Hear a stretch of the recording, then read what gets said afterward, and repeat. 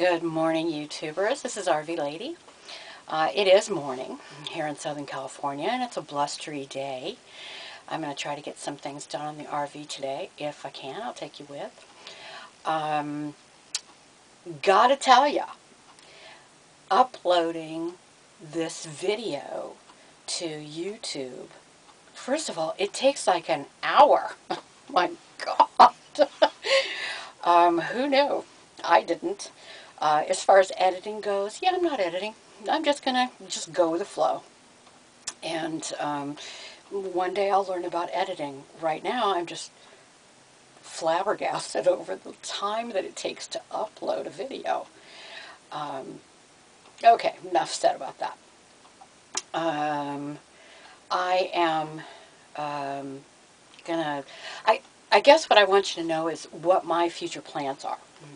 Once I get the RV out of my driveway, I'm going to start doing California. I've seen a lot of Southern California, but I have never really gone to Northern California other than on the I-5 to someplace else. You know, you can't really see a lot from an interstate. But there are some things up north that I would like to see. Things in the mountains and various ancient things that are up there besides the big trees.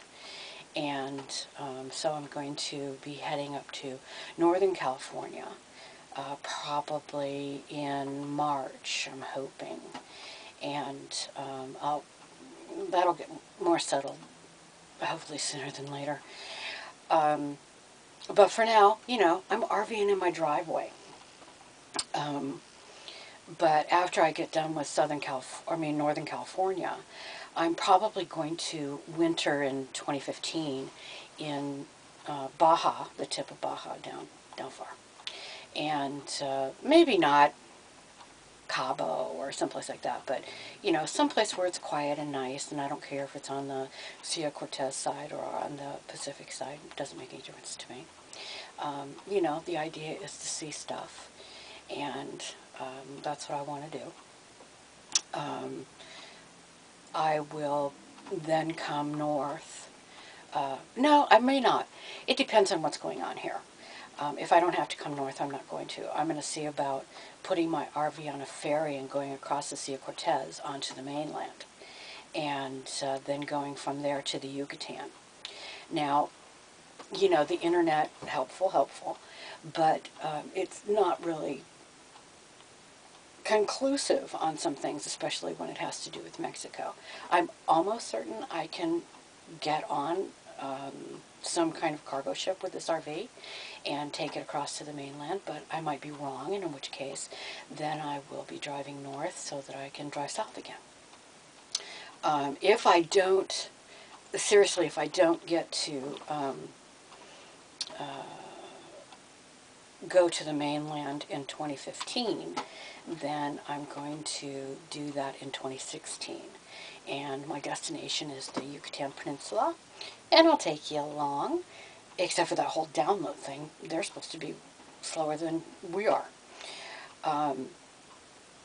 But, you know, I'll take you along and see how that goes. Things are different in Mexico as far as internet and things like that. But I'll work around it. If I do not get to go until 2016, then I'm going to stay pretty much in Southern California, maybe do a little bit of Arizona, depending on temperature, quite honestly. I don't like to be too hot. I don't like to be cold. And today I'm kind of cold, and I'm in Southern California. But it's not nearly what other people experience. I get that. Grew up in Ohio, so I understand weather. What else? There are some things with the RV that have to be fixed, if not looked into, seriously. The furnace doesn't work, but I'm pretty sure it's the thermostat. And so I'm probably going to be replacing that here shortly, in which case I'll take you along. The other things that need attention are I would like to have the generator fully serviced, And I'm not really sure what that means. I went to Camping Land or Camping World or whatever it's called, and I asked them, and it's $130 to have them maintain your generator. I'm not really sure what that means, because I asked him, I said, does that include changing the spark plug? Would that be an extra charge? He goes, oh, that's an extra charge to change the spark plug when they're doing maintenance on a generator.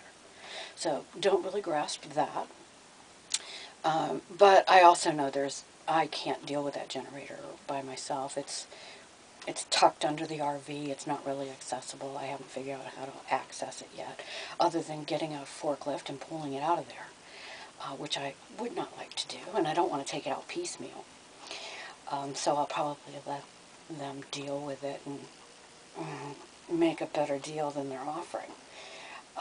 There might be other places as well. I don't know. I haven't really investigated it. I just went there, and honestly, I was kind of shocked that they wanted so much money to do so little. I honestly think that for $129 they changed the oil, which I can do that myself. But it's got 500 and something, let's just call it 600 hours on it. And so before I start putting it to any real use, I mean, I run it twice a month and for hours, just to keep it with a load, just to keep it in shape. But, you know, I'd like that to just not be in the back of my mind thinking it could conk out today. That doesn't work for me. Let's see what else. I have to thermostat that. Oh, I'll give you a tour of the outside of the motorhome, and if I haven't talked about this, I made a screaming deal on this motorhome. It's a 28-foot Class C. I bought it for $500, and on Craigslist. It was on Craigslist for $500. The deal with it was, he thought the transmission was out, which it was out of transmission fluid, but that's all. And so that was the reason why it was so cheap, because it needed $2,000 worth of transmission, if not more. So I did maintenance on the transmission, and yes, I did that myself. And now it's all shiny and pretty. And yeah, it runs great. No shards, no nothing. So it runs great. The other thing is he smashed kind of the back driver's corner. And the way he did this was backing into a hauling trailer that he had, and he just kept on going. So the bumper for the RV was smashed into the rear of the, what is fiberglass, basically, and broke it. Now, you know, called around about fixing it, and everybody had their, you know, $30,000 solution. And I had a cheaper solution, and it looks horrible. But there was some delamination, is that what it's called? I don't know. Where the sides start to separate. And so I tried to fix that, and kind of did, but it's hideous, you know, but it's on that side. It's on the driver's side, so yeah, I don't care. I don't run along the outside of the RV when I'm driving it, so I don't care what other people see. But it was an experience messing with that. The roof is sound, which is nice, and the engine and the transmission, of course, and drivetrain, everything is excellent. So, and it's got 50,000 miles on it, I think. I could be wrong. It might be 60. I don't pay attention. I pay attention to what the engine sounds like and how the transmission shifts and things like that. Everything else, I'm trying to think here. Everything else works. The oven works. The refrigerator works. It's just those two things. Oh, I need solar panels before I take off. And I'm going to do one solar panel on the top and then the portables. And I'm doing the portables just because there are going to be times when I don't have access, you know, trees and whatnot, and I want to be able to charge the batteries. Or I have to run the generator, which it's noise pollution. Let's see what else. I guess that's about it. I'm going to do what I can maintenance-wise on the generator, and I should be able to get that spark plug out of there. I just want to look at it, see what it looks like.